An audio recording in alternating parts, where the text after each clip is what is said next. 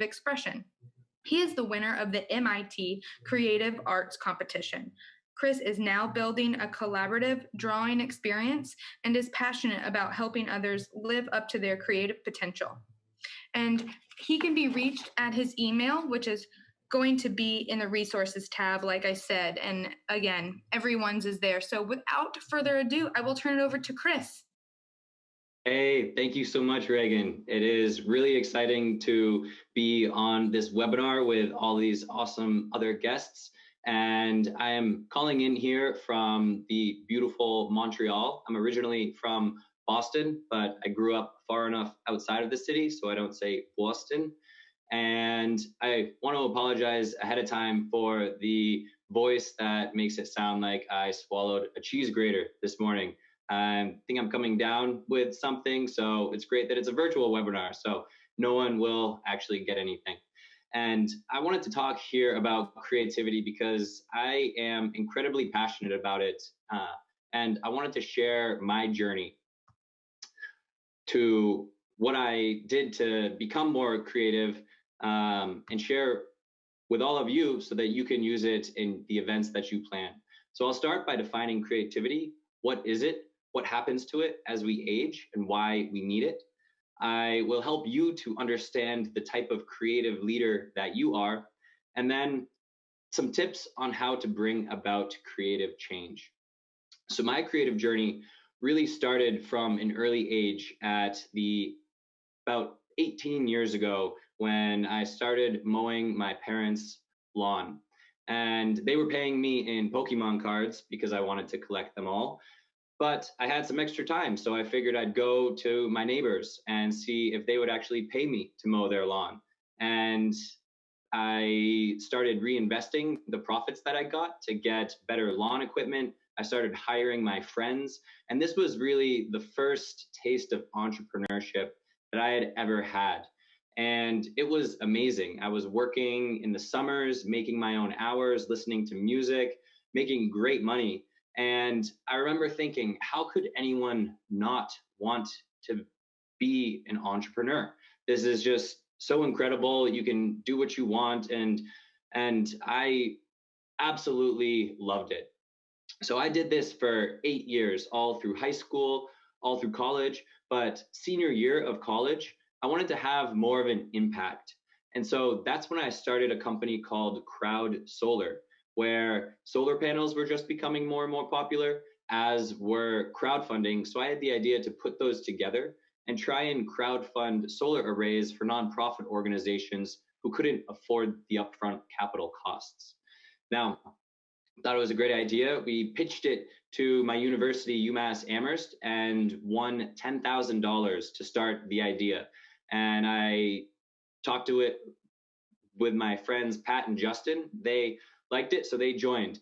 And this was an incredible experience. Ultimately, the business did not work, but I learned a lot because with every failure, it's a learning opportunity. Now, while I was here, a family friend of mine who I actually mowed his mom's lawn, he launched a Kickstarter campaign for a little credit card sized multi-tool called Pocket Monkey. And I thought it was awesome. And I reached out to him to learn more about crowdfunding and starting your own company because he had just raised $27,000 in the campaign for that.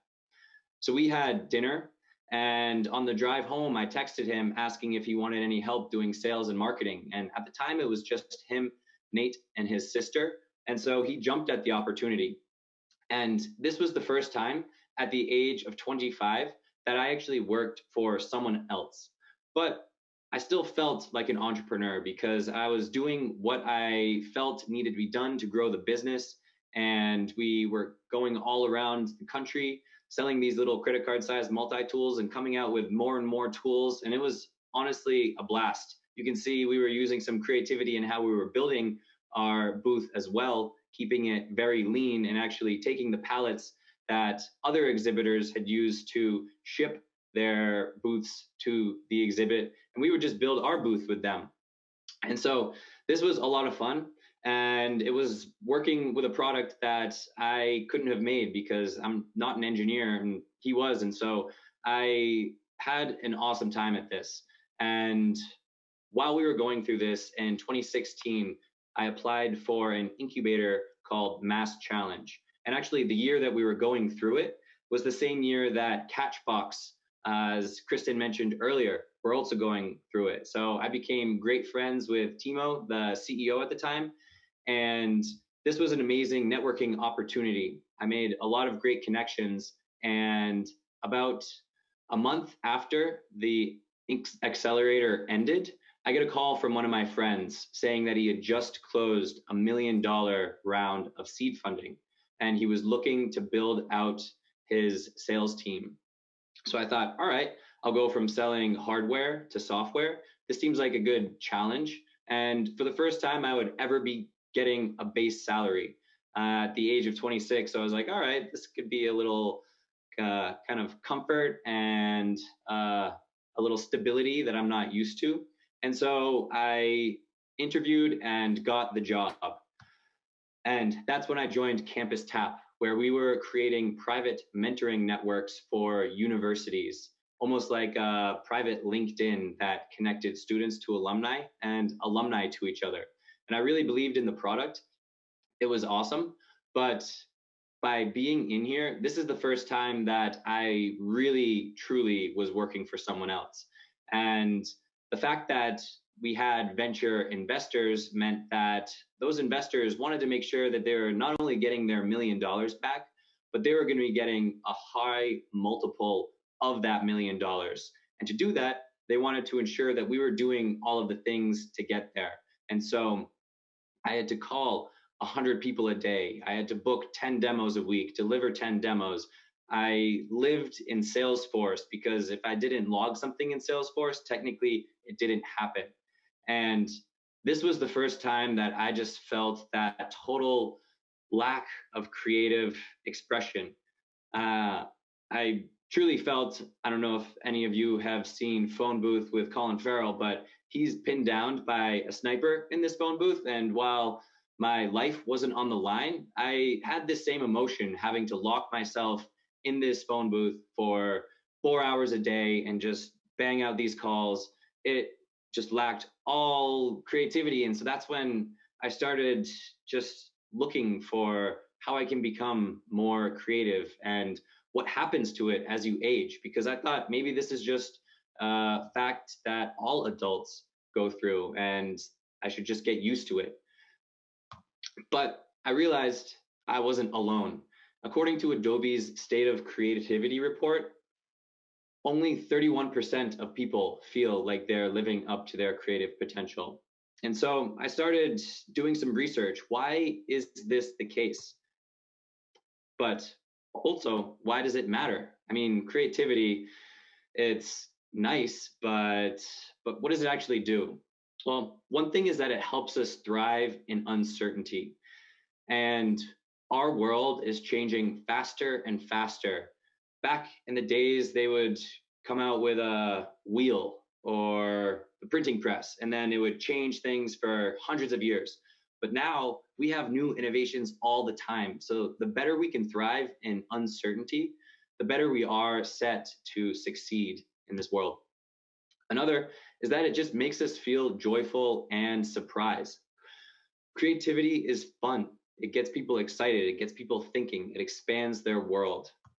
And finally, there would be no innovation without creativity because you need to think differently to change things. And if you're not doing new things, then you're never going to innovate. You're just going to stick to the status quo.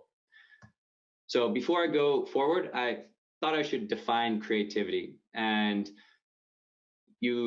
I call it the ability to produce something new and potentially useful. It's potentially because you might not know if it'll be useful. You just need to kind of start doing it. So it's really, if there's the status quo, what everyone is already doing, creativity is just using your thoughts or original ideas to do something different. So why does it feel like people kind of lose their creativity as they age? Picasso said, "Every child is an artist. The problem is how to remain an artist once we grow up." And art and creativity are pretty closely interwoven. Art is the expression or application of creative skills and imagination. So it's just doing something with what ideas you have. And there are artists everywhere. You don't have to make a painting. You can be a chef, you can be an event planner, you can be a basketball player. It's really having this mindset that you want to use your imagination and you want to do things differently. But unfortunately, this mindset isn't instilled in us, or at least most of us. When you start out in school, there is a hierarchy of subjects with STEM at the top, and it kind of goes down. And this is across the whole world. People just value these more because engineers, lawyers, they're all stable, safe jobs and they're paid a lot. So let's put them up there at the top. And you might know of the art projects or the drama classes that are always the first to get canceled, and they're not really as enforced and put on a pedestal as some of the other hard sciences. And then you have your standardized tests. So we need to compare students, obviously. We need to see who should go and get a scholarship and who should just drop out. And so we try and put people and these students in these boxes where they have to learn these math and these sciences, all of these things that are already known. This isn't creativity because creativity is really hard to test for. So we test for what we know. And then when you get to college, you choose a track. As an 18-year-old, you are kind of deciding which direction that you're wanting to go in. And even this makes sense. When I was back at UMass Amherst speaking with some students, I asked them if they felt like they're living up to their creative potential. And so after about 10 years of schooling, all of these kids who were artists, creative when they started out, now they just feel like they're not really living up to their creative potential anymore. And then you get that corporate job, and there's so many different jobs. I can't say one's creative, one's not, but a lot of times you're not incentivized to do things differently. You're incentivized to be there and show up and do the work. And even if that corporate culture is very strong, that can also disincentivize you from sticking your neck out because you want to reinforce the status quo. So that's why I think that we are currently facing a creativity crisis. With 1/4 of American jobs facing a high risk of automation, we are not going to have those boring, mundane jobs. We are going to need to use the most powerful tool that we have, our imagination and our ability of taking action on it. So this is a good thing. And with all of the meeting planners, these are creative jobs, and I don't see them going anywhere anytime soon. But there still is a lot of software that is making your job a lot easier. So it frees you up to do more creative things. Another is a lack of creative leadership. And I'll talk about this a little bit later, but the people who rise through the ranks and go up the corporate ladder are often not the creative types, because creative types don't necessarily look good on paper. They might just ask really good questions, but they don't really, they just don't strive for that leadership and those promotions and those quota crushing quarters that other creative types might. And another thing, I'm sorry, but millennials will not save us. You might say, hey, all the kids, they have cool ideas. They'll bring us all the creativity that we need, but it's just not the case. According to a recent study, millennials actually scored lower on creative problem solving tests than earlier generations. In addition to that, they don't develop as many creative ideas, and they have less of a motivation to actually express those ideas when they have them. And this could be because of the school system that they just went through. Because creativity, it's not something that you grow into, it's something that you grow out of. And with all of this information, I started to build Pickles, because I thought back, and this was when I still equated art with creativity. And I was thinking, when was the last time I made any art? And it was at a paint night where I had a couple glasses of wine and someone told me how to paint the Eiffel Tower with a bunch of other people.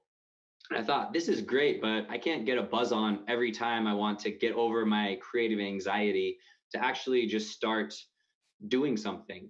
And I used this to build Pickles, which was a way to just solve my own creative itch and make it much more accessible so that I don't need to set up a bunch of stuff. I can just spend a minute to have a creative scratch itched.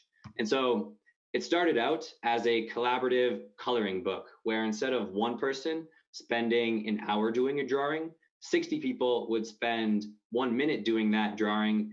We choose the colors for you, and then we give you a prompt to respond to, because honestly, there's nothing more terrifying or paralyzing than staring at a blank white page, having a million colors, a million different kinds of paints, and then expecting to just make something. It feels like a creativity test, and putting that first stroke on the page is incredibly difficult. So after getting this in people's hands, I realized that drawing, it doesn't just have to be art. Drawing is a visual language that we can use to express ourselves.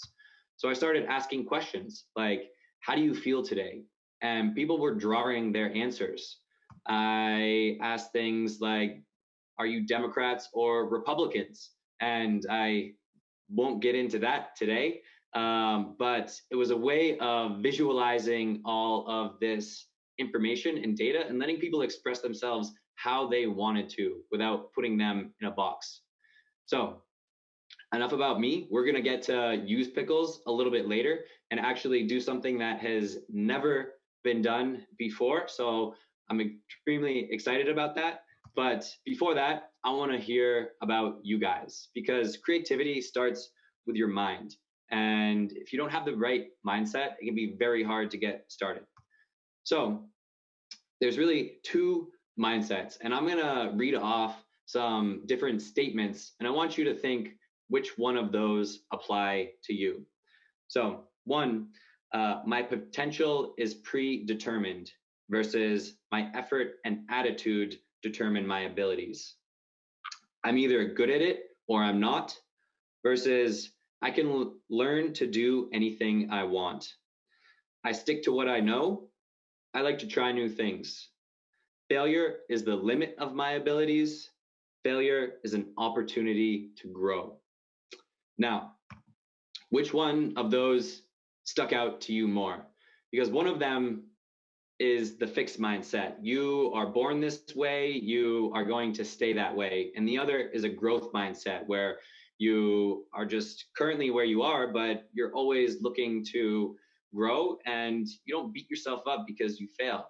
It's just a fact of life.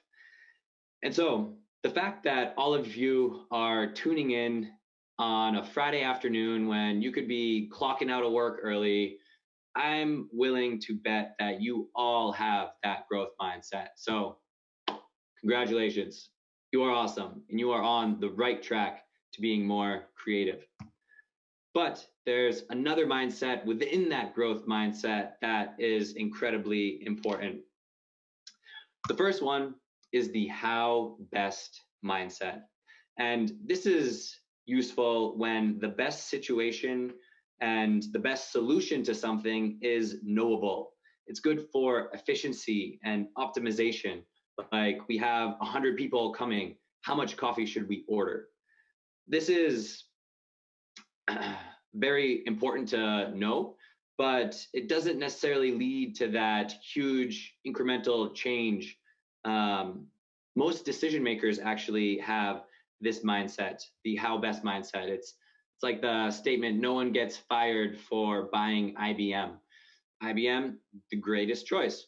Let's go with the how best mindset. You keep yourself safe and you don't put your neck on the line. And the other mindset, which some of you may or may not have, is the why potential mindset. Now, this is necessary to do something that's new.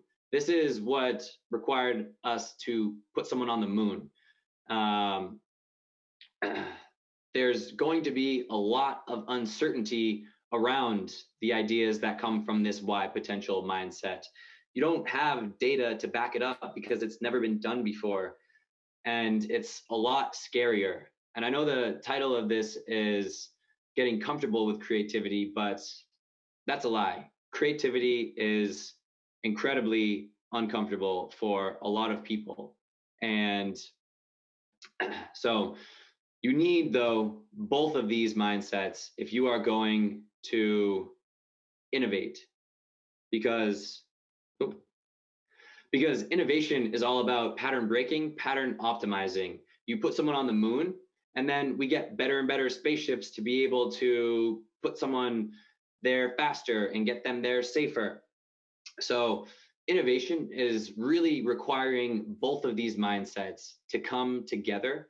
But if you have all how best mindsets or all why potential mindsets, you're not going to really get that flywheel of innovation going.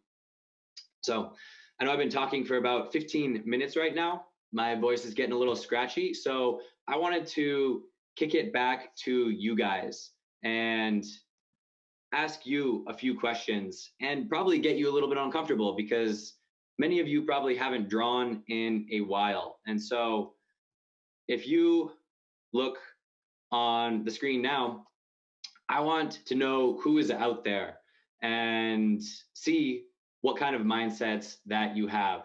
So if everyone can use the box in the chat, it should say you might need to refresh it or hit draw again. But by doing this, I want to see who is out there. You can draw your portrait, and then right under the chat box, just write in whether you have a how best mindset, you can just put how, or a why potential mindset. And if it still says draw your takeaways here, then just hit I am done and then hit draw again. So you might not actually have anything drawn there, but you can just then access it. And all right, it looks like we're getting our first drawing coming in here. So I am going to let everyone take a moment to do these drawings. I'm going to play a little smooth classical music for you all while we have this enjoyable drawing experience.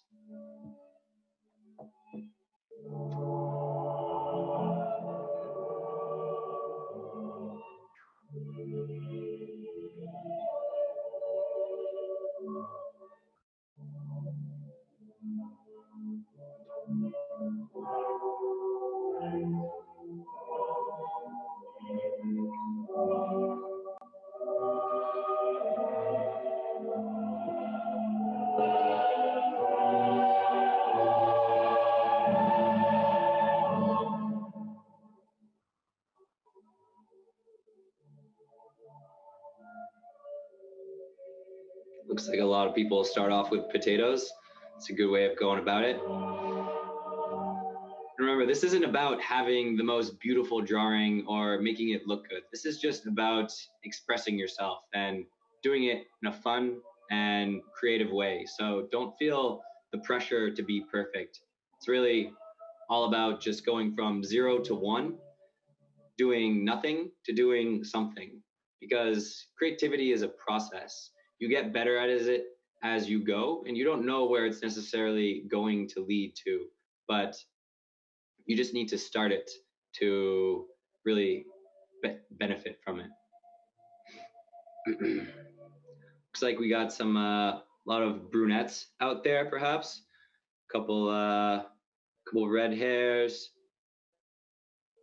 We got a Y potential coming in. Chris? Yes.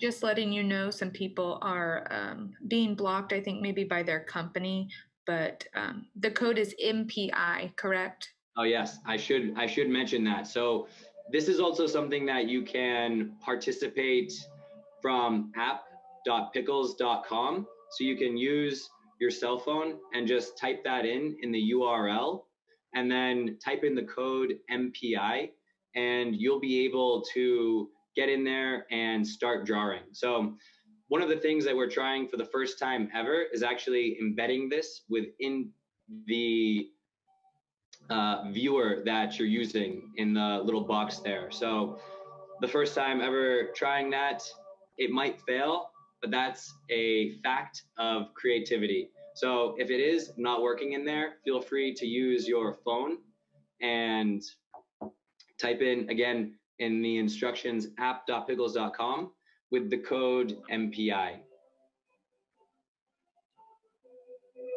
So it looks like, nice. Got some cool faces coming in. It's people with glasses, more blonde people, Y potential. Someone has just said yes. It's cool. It looks like we have a lot of Y potential kind of mindsets. And I think that that is awesome. And you're probably in the right industry because events definitely need that. As Kristen was talking about earlier, she mentioned creativity a lot and how important it is to change things up, keep people guessing. They come to your events not because it's going to be exactly like the event that was last year, but because they want something new. They want inspiration. They want this transformational experience, ideally, that will let them grow as a person. So we'll let this is shaping up to be a beautiful class portrait that we will share with everybody after the break. I can share this all with Reagan after the fact, but in the effort of moving on and keeping things going, I'm going to advance the projection and ask another question. So this one, do you feel like you are living up to your creative potential? Now I'm just going to make sure that it works. And you can see that I gave you red and green. So you can express yourself however you would like, doing it creatively. And to get here, you just need to hit I'm done, and it should have reset for you. So I was changing it on my side. And if you just advance through hitting I'm done or drawing again, then you should be able to participate here. So again, the question, do you feel like you're living up to your creative potential? I see someone erasing some things, but it looks pretty red to start with. And we'll give this another 45 seconds for you guys to draw in your answers while I change to a new Wolfgang Amadeus Mozart song, one of my favorites.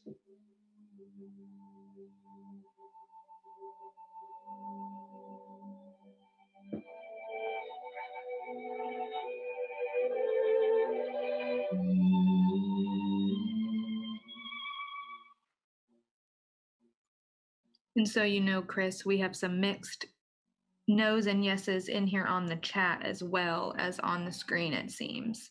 More no's than yeses. Okay. Awesome. So we can keep letting those come in. And yeah, let's take 10 more seconds to be drawing those in. And I see that on the chat, some people are also not really feeling like they are reaching their creative potential.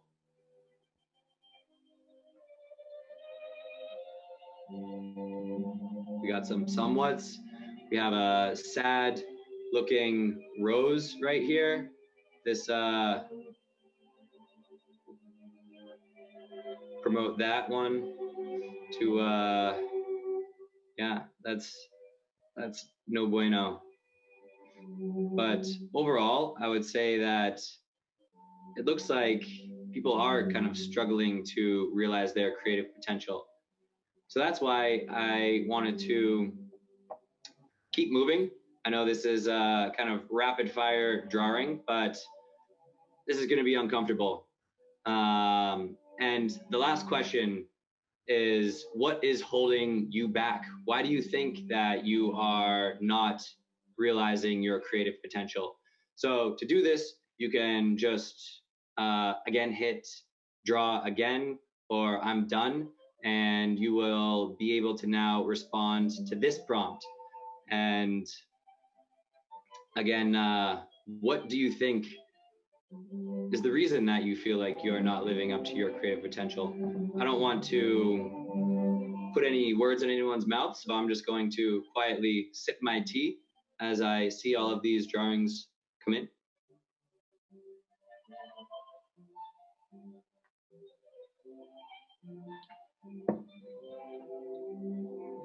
Too busy? Me? Question mark?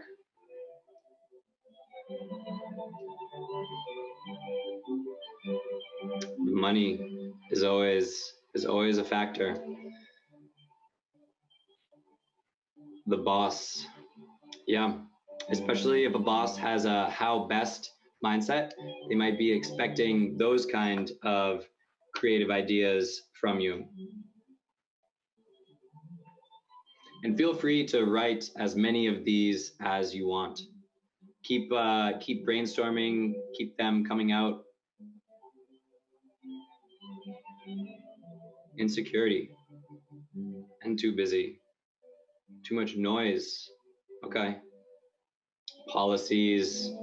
That does not look fun. Corporate rules. Yeah, that would be the corporate culture.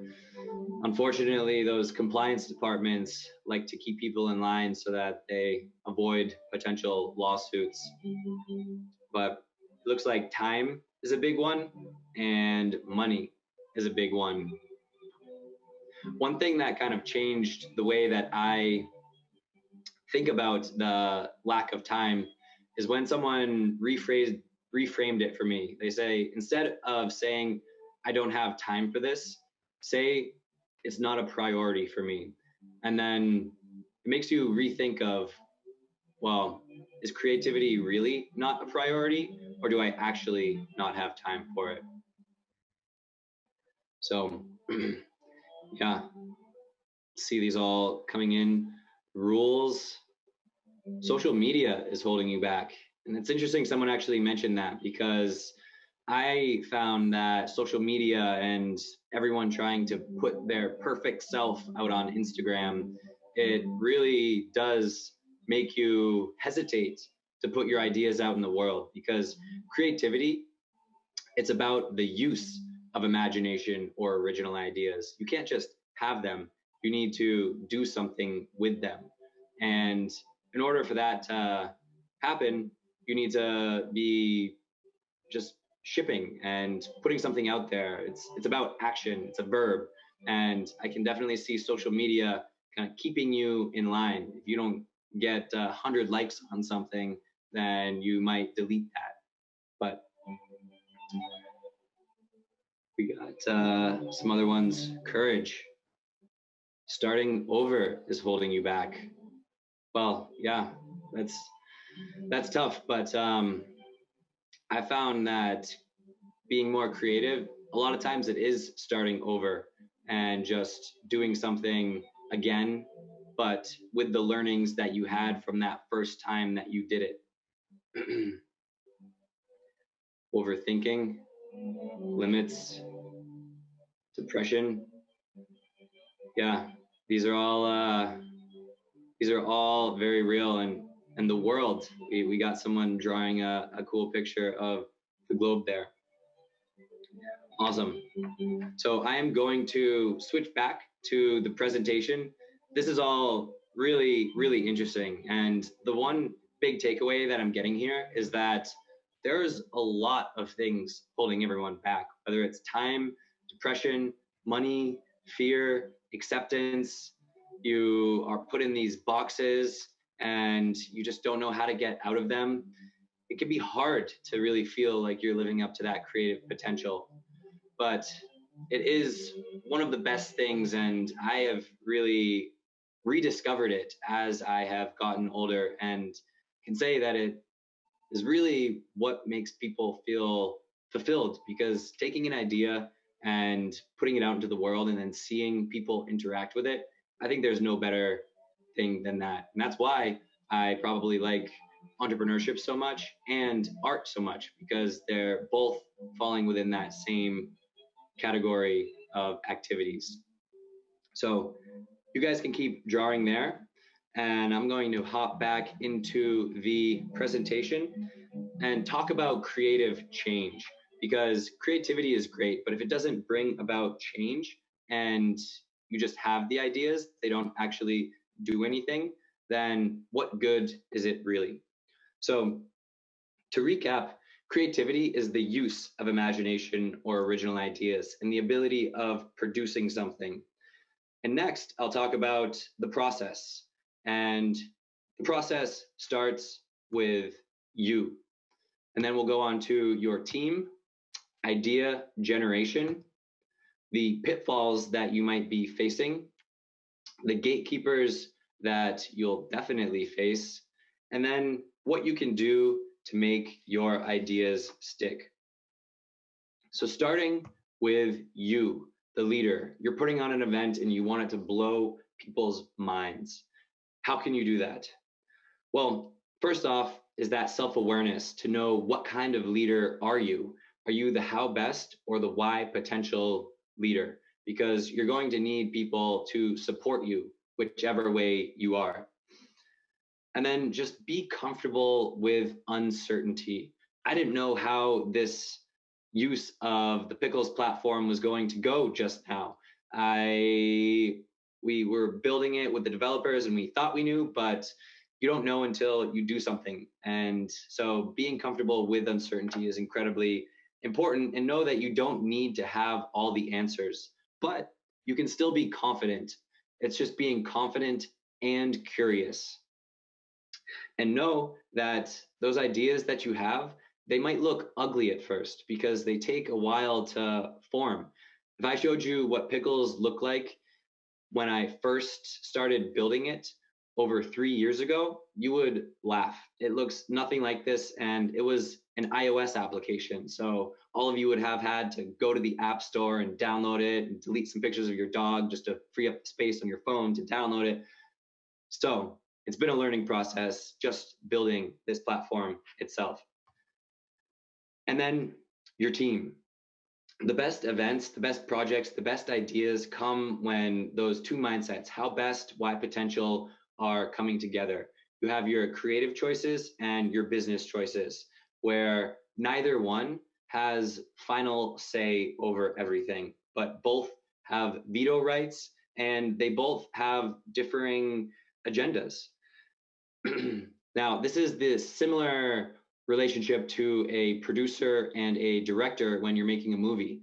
The director is in charge of the creative direction, and the producer, they hold the purse strings. So you don't have $1 million and just spend it willy-nilly and create something like Cats, the musical, and everyone just laughs at it. But you also don't just have it all business related and you have Fast and the Furious 45 with all ghosts of the previous actors. So it really takes both of these mindsets to come together. And one thing to watch out is for a teammate, especially if you're coming up with new creative ideas, that person who's trying to convince everyone of their idea, because creativity is a process. It's not just a light bulb a lot of times. Sometimes you'll have the light bulb, but then it leads down a different path that you might not have known, but one of your teammates could have taken you. And so if you have that person who's just like, hey, I know best, we should do this, either you are developing a how best kind of idea, or they are just trying to kind of get their idea through, appear confident, and kind of take over the creative process, which you want to be weary of as a leader. And then the team that you work with, the 2 pizza rule is always good, where it should never be more than about 5 or 6 people. Now, on my team, we had to adjust this to the 3 pizza rule because I love pizza and I can eat a lot. So The idea, though, no more than 5 or 6 people when you're really trying to come up with these ideas and bring about creative change. And when you do all get together, how do you brainstorm? Well, just the fact that you're brainstorming means that the status quo is just not that great and that it needs improving. So the just overall, if you are trying to come up with new ideas for your event, you're on the right track. And then decide if you're looking for a how best or a why potential idea, because those are very different ideas. And oftentimes people will say, we want both your client or the company who is putting on the event. But a lot of times that's actually 80-20. We want 80 how best ideas, and then that 20% are the why potential. And then when you're brainstorming, have that expansive thinking and then reductive thinking, because there's a lot of pitfalls that you could run into. One of them is to present ideas that don't have enough polish. So you just brainstorm and then you push it out there, and it just looks unfocused and inefficient and naive. And a lot of people, these gatekeepers who have to make these decisions, they don't want to hear all of your ideas. They want to hear your best idea. So another pitfall is to put too much polish on those ideas before approaching others. If it is so refined, but you haven't gotten any feedback yet, you might have just wasted a lot of time doing something that just doesn't resonate with the decision makers who matter to you. And another is that there are many users of ideas. So it could be the people attending the event, or it could be sponsors, or it could be the partner who's actually hosting the event. Sometimes it's all of them, but knowing exactly who you have in the room to take care of and kind of bring them on board, it's really important in getting buy-in.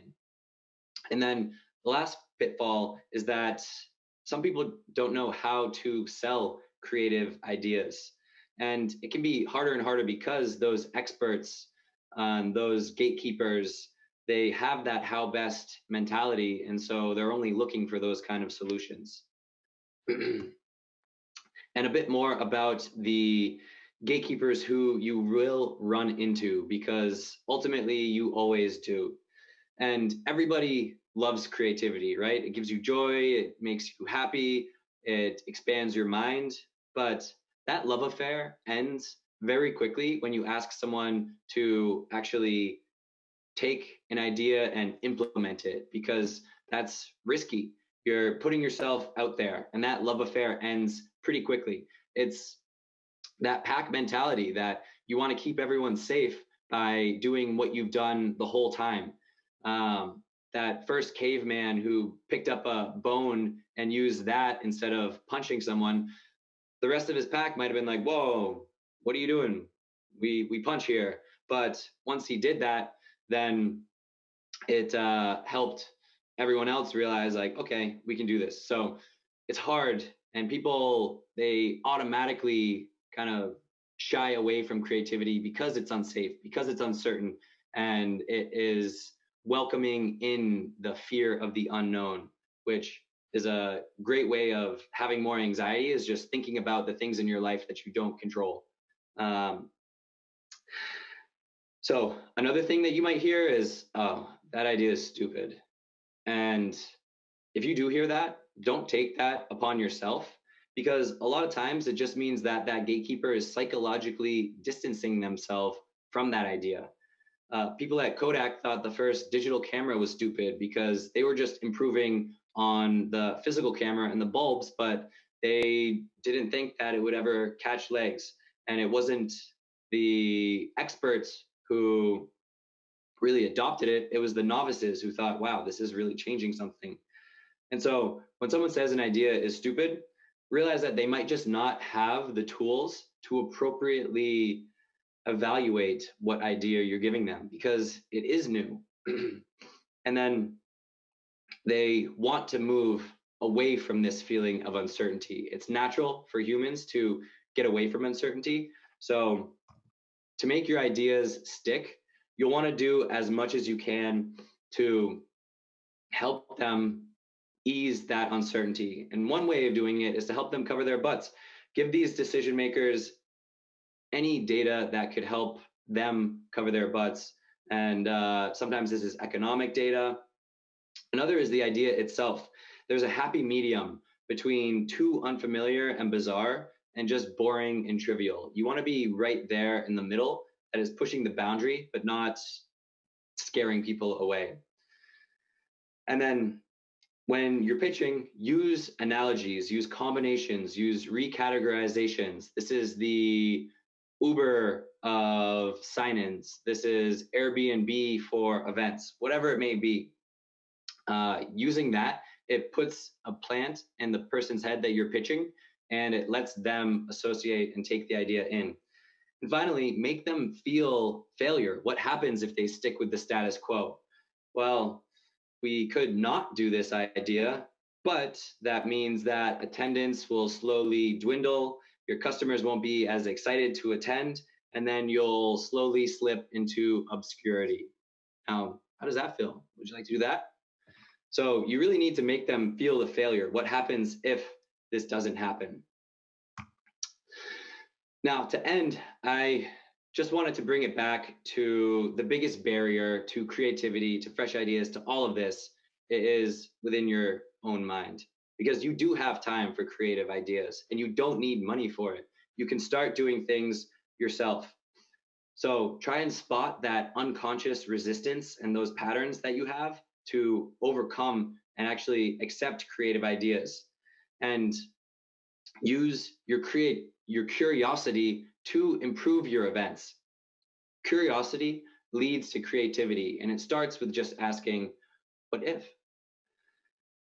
And by doing this, you will create events that really can move the world, because I am passionate about the events industry, because not only do I love events, I love meeting new people, but it creates these transformative experiences. You don't transform and change when you're sitting in your house and just looking online and working busily.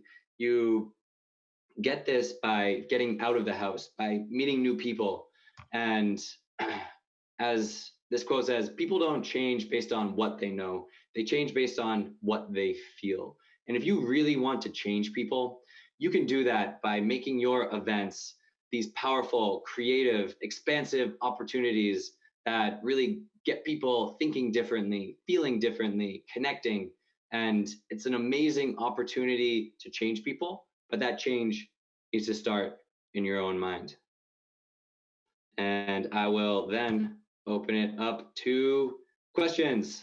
So Reagan, if you were looking through the chat at all, you can feel free to ask me. Yeah.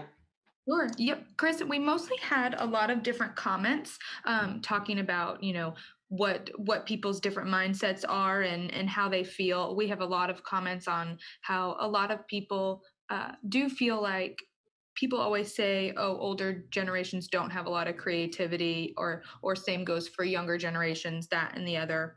And we were just commenting back and forth about that. So there's been a lot of different chatter, which is great, about all the different mindsets and creativity. But one question that we did have that came up was that I'm sure a couple of people maybe feel this way as well, but they're a little unclear about the different mindsets. Can you go over and explain the differences again between the why potential mindset and the how best mindset? Yeah, certainly. So the differences between those mindsets. So the how best mindset is just when the best solution is already known. It's been figured out. So when JFK said, we are going to the moon, they don't know how to get to the moon. They just know why they need to get to the moon. And so that required a why potential mindset. Why are we doing this, and what potential would it unlock? And then when you have people working on the Apollo missions, you are building rockets, you are putting all of that together, you need certain specifications for this rocket, and you can test things and you can figure it out, but you can't test why you should go to the moon. You just kind of know that you should be doing it, and you have to figure out some of the details as you go. And so that how best mindset, um, in the like, you could look at it as you're very efficient. You can get things done. You know what needs to be done. You're doing all that. You're running around. You are making this event operate and function. Without you, the wheels would be falling off. And then that how best mindset is the one who might have ideas to disrupt the event. Well, what if we checked in a different way that's never been done before? What if we did this? What if we did that? And so you need those two mindsets to be working together. One to say, oh, what about this? And then the other to say, yeah, this is how we might be able to do that. And those two coming together is really what drives, empowers innovation, and really amazing events and amazing experiences. And it spans all industries when you can collaborate that way. Thanks, Chris. And we have a few questions that have come in as well. How do you see Pickles being implemented into the event space? Yeah, that's a great question. And so we have implemented it as an audience response system. I know Kristen was talking about some of the different audience polling platforms. And so this is a way to get more creative engagement and have people communicating visually, not just ABC and 1, 2, 3 polls. And so you can have them during speaking engagements. You can deploy it between keynotes so that when people are sitting in that main hall and they might just be looking at their phone going through email, they can actually use their phone to engage and interact with the people in the place that is around them. And you can have it as a sponsorship opportunities, put a logo on there. So that's actually why we just launched our early adopter program, because we want to get Pickles into people's hands and let them use their creativity to really incorporate into their events and see how they can benefit from using it. Great. And Chris, for overcoming a fear of failure, since that's difficult, if not for an individual or a team, do you have any tips for an organization? Yeah, so I think it really starts at the top, because if you have an organization that punishes failure, then you are not going to innovate. And so you really need that CEO, that C suite to start changing their mind about failure. I actually join a chapter, it's a meetup group called Fuck Up Nights. And it's where different professionals get on stage in front of a lot of other professionals and share how they have failed in business. And this is helpful to just create an open environment where failure is accepted, because everybody can learn from failure, oftentimes more so than success. And so if failures are punished or they're swept under the rug, then you're not going to learn nearly as much as you can. And it disincentivizes people to take those risks. So I really think that it starts at the top with the CEO and convincing them. Now, convincing them, that'll be in the next webinar that I have not yet prepared and need to do a lot more research, because that's incredibly difficult. But if they already have that mindset that, like, Google lets people spend 20% of their time just trying different projects that may or may not work, that's great, because they're almost saying, well, 20% of your time can be spent doing things that will fail. Great.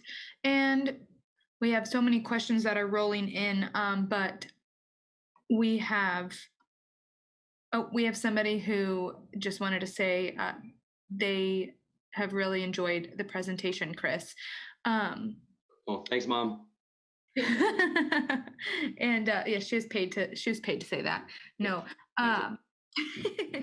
Is Pickles going to be open for the public use? And if so, they actually, I will send this to you as well, but they're just wondering about the cost and how they can use it for their events. Yeah, definitely. So you can go to pickles.com to check it out. Or just email me. So I mentioned the early adopter, which we are just trying to get people in, give them unlimited access to it, to use it as much as possible, because this is really a platform. We want other people to be making money on it and be supporting that. And so, yeah, if you wanted to follow up, reach out. But yes, it is very much open for public use. And we just pushed our new website out this week. And so any feedback is always welcome, and all collaborations are especially welcome. So if you have a use for it that I didn't mention, or that you want to see if it's possible, definitely reach out. I would love to talk. Great, thanks. And how do you stay creative with the fear of financial ramifications hanging over your head? You kind of just have to get used to it, I guess.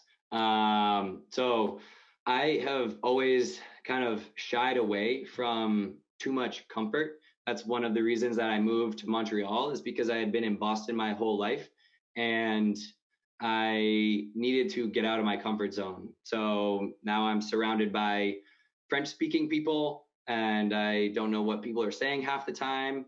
I was just at a spin class for the first time this week and had no idea what they were saying, but I was just following along. Those financial ramifications, I think the trick is to take tests and don't do things that are like huge bets. They say like shoot the gun before firing the cannon, so that you can see what hits, and then you can really invest a lot if you are getting a little bit of traction, you're getting some feedback, because that feedback will help you convince those decision makers to write those big checks for whatever creative idea that you have. And so, yeah, I mean, the financial ramifications, I think, are looming over most of our heads. I know I can see it up there right now.